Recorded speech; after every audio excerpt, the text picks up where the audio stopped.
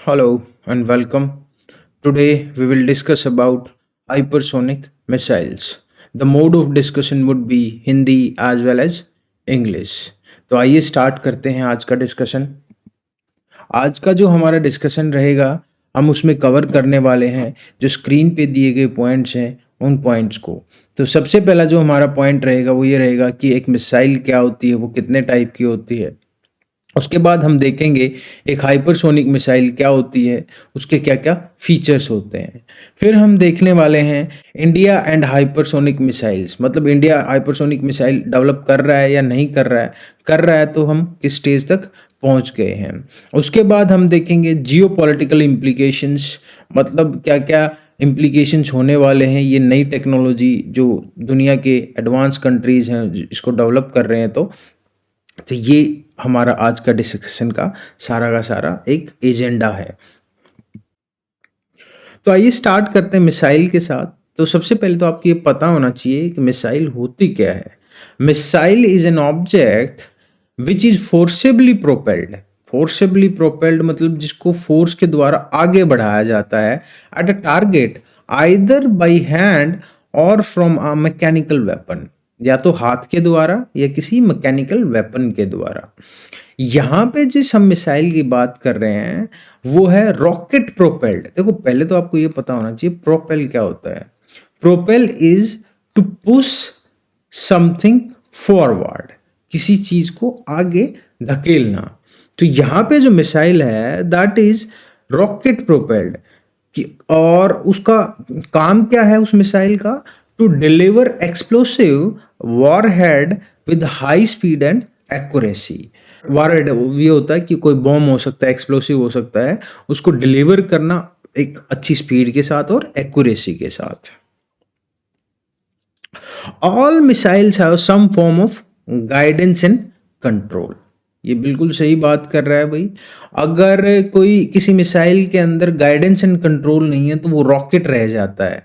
किसी रॉकेट के अंदर हम गाइडेंस एंड कंट्रोल लगा देते हैं तो वो मिसाइल बन जाती है। ये सिर्फ छोटा सा फर्क है इसके अंदर, ठीक है। रॉकेट को हम मतलब सीधा लॉन्च करेंगे तो वो अनगाइडेड है, लेकिन मिसाइल जो है वो गाइडेड है और कंट्रोल्ड है। आगे बढ़ने से पहले हम एक बार ये देख लेते हैं कि मिसाइल के अंदर क्या क्या कंपोनेंट्स होते हैं। तो सबसे पहले जो सबसे आगे होता है वो होता है वॉरहेड, जो भी मतलब एक्सप्लोसिव ये लेके जा रही है वो यहाँ पे रखा जाता है।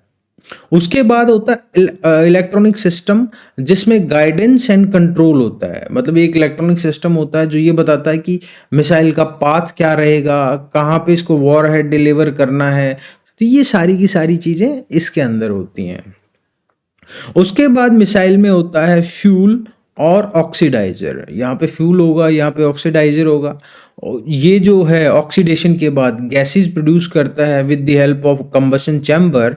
और जो गैसेस यहाँ से जब बर्न आउट होके बाहर निकलती हैं तो वो थ्रस्ट पैदा करती हैं जो कि आगे पुश करती हैं रॉकेट को और मिसाइल को।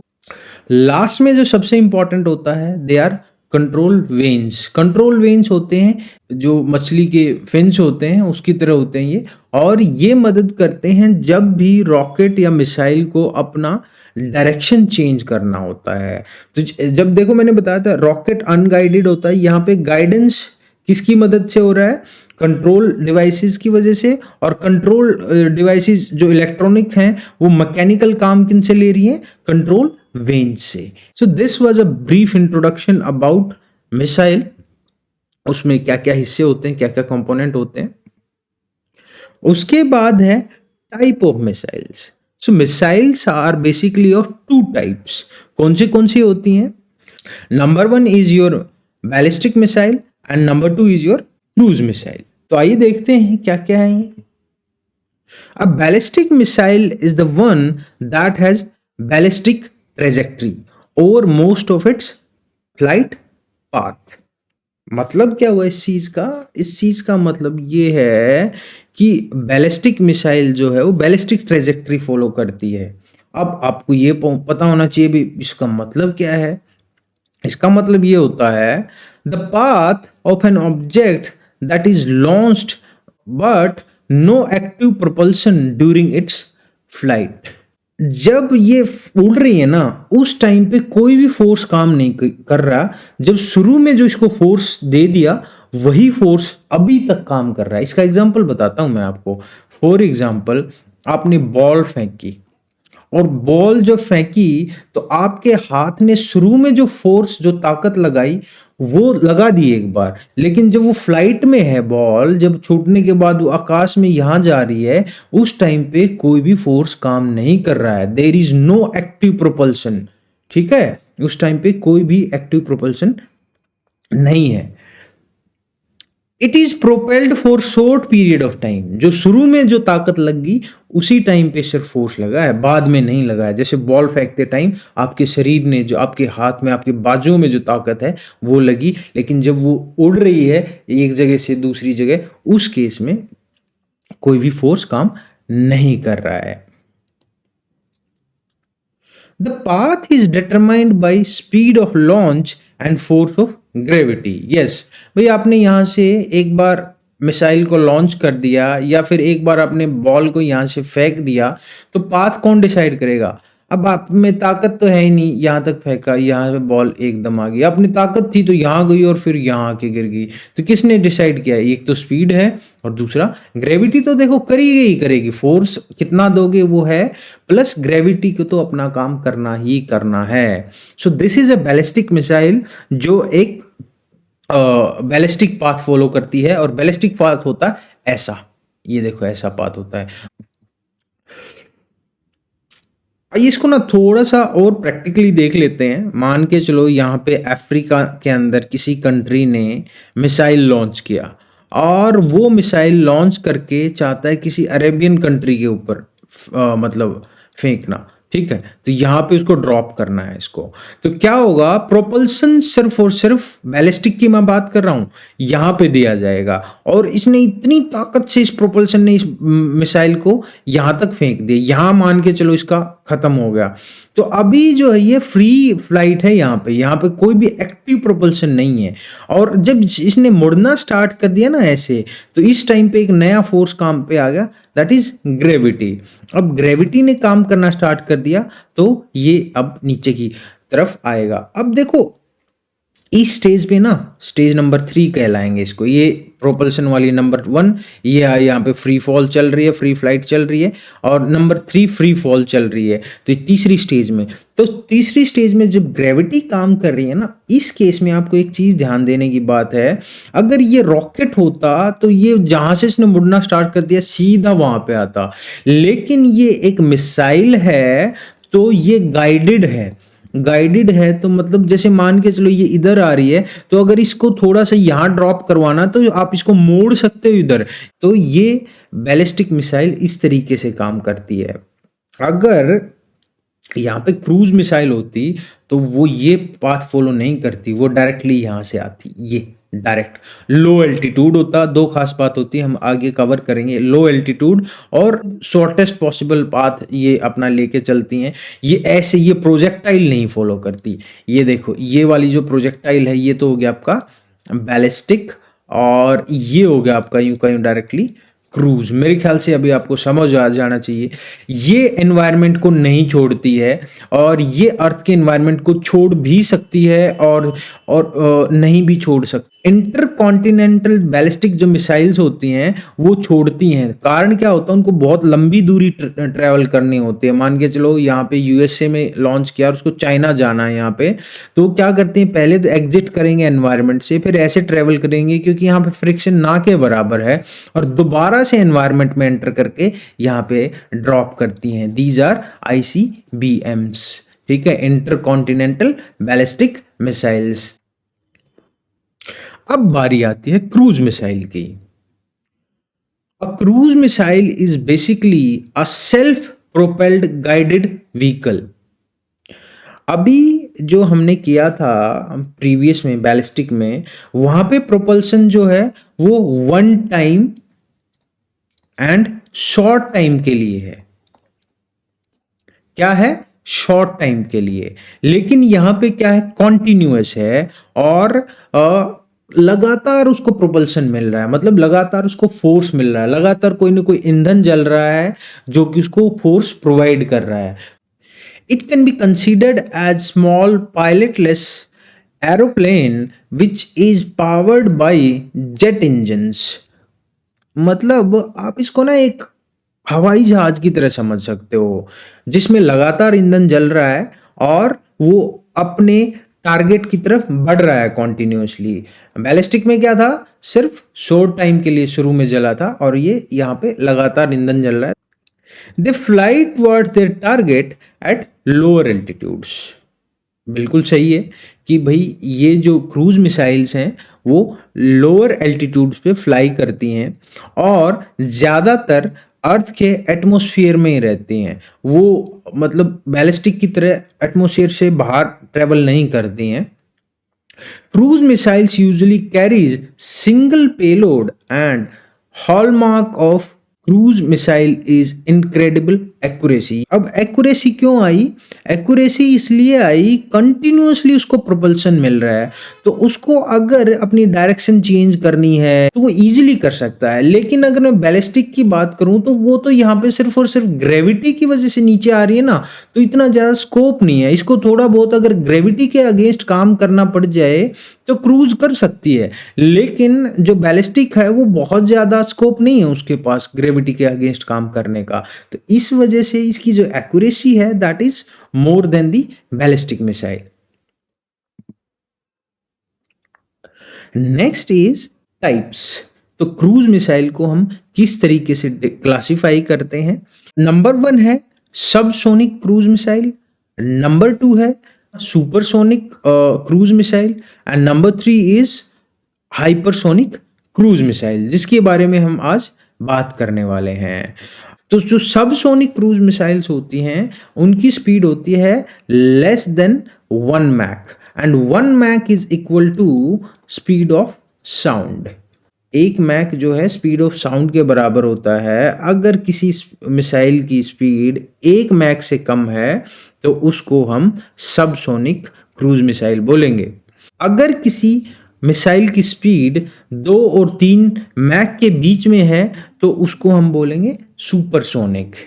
लास्ट वन है hypersonic missile which travels eight the speed more than 5 times the speed of sound. मतलब जिसकी स्पीड जो है 5 मैक से भी ज़्यादा हो उसको हम बोलेंगे हाइपरसोनिक क्रूज मिसाइल।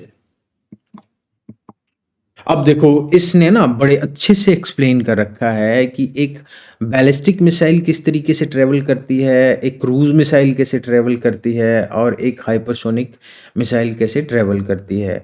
तो ये मैंने बैलिस्टिक तो काफ़ी अच्छे से एक्सप्लेन कर दिया आपको, एनवायरनमेंट से बाहर जाके ऐसे आएगी, और क्रूज जो है एक प्लेन की तरह चलेगी, ऐसे इधर उधर कैसे भी मुड़ सकती है, अपने आप को मैन्योरेबिलिटी बहुत ज़्यादा होती है इसमें, और एक्यूरेसी भी। And this your hypersonic is mixture of both this as well as this. थोड़े टाइम के लिए बैलिस्टिक पाथ भी फॉलो करेगी, लेकिन जब दोबारा एंटर करती है तो इस टाइम पे इसके पास खुद की ताकत होती है, खुद की ताकत, ठीक है, जो कि बैलिस्टिक में नहीं होती है, और वो इतनी स्पीड से आती है कि इवन रडार तक उसको डिटेक्ट नहीं कर पाते हैं। तो इस वजह से ये एक बहुत बड़ा चैलेंज है डिफेंस सिस्टम के सामने कि ये जो है रडार को एस्केप कर सकती है और जो डिफेंस सिस्टम्स हैं उनको फेल कर सकती है। What are the key features of hypersonic missile? तो आइए देखते हैं हाइपरसोनिक मिसाइल्स क्या होती हैं। बड़ा हवा चल रहा है, अभी रिसेंटली नॉर्थ कोरिया ने भी टेस्ट किया हाइपरसोनिक मिसाइल को, चाइना ने भी थोड़े टाइम पहले हाइपरसोनिक मिसाइल को टेस्ट किया था, और जो चाइनीज़ हाइपरसोनिक मिसाइल थी that was capable of carrying nuclear war head also. हालांकि उसमें कुछ प्रॉब्लम आ गई थी, जो उसका टारगेट था वो उससे लगभग 700 किलोमीटर्स मिस फायर हो गया था। तो देखते हैं क्या क्या फीचर्स हैं। The first one is hypersonic missiles can move at the speed of 5 mach. बिल्कुल सही बात है, तभी इसको हाइपरसोनिक बोल रहे हैं कि साउंड की स्पीड से भी 5 गुना ज़्यादा स्पीड से ये फ्लाई कर सकती है। Hypersonic missile fly much faster which makes them difficult to intercept. बिल्कुल, भई ये मैंने अभी आपको बताया, रडार इसको वो नहीं कर सकता। और दूसरा ये भी है, जैसे कि मान के चलो ये अपनी ऐसे आ रही है और यहाँ पे आपका जो है टारगेट है इसका, रडार यहाँ पे लगा हुआ है, तो रडार जो है इसे इस लाइन ऑफ साइट में देखता है। तो ये क्या कर सकता है, रडार को धोखा भी दे सकती है। एक तो स्पीड बहुत ज़्यादा है और दूसरा मैन्यूवरेबिलिटी बहुत ज़्यादा हाई है। मैन्यूवरेबिलिटी का मतलब क्या होता है?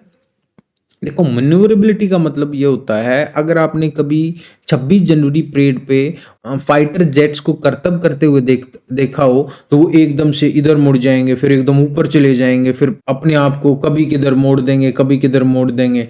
तो वो कैसे पॉसिबल हो पाया है? वो पॉसिबल हो पाया है the high manoeuvrability of that particular jet.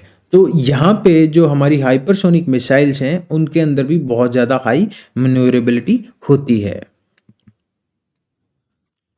They have the speed of ballistic missile, बहुत ज़्यादा स्पीड होती है बैलिस्टिक मिसाइल्स की तरह, and low lying capability of cruise missile.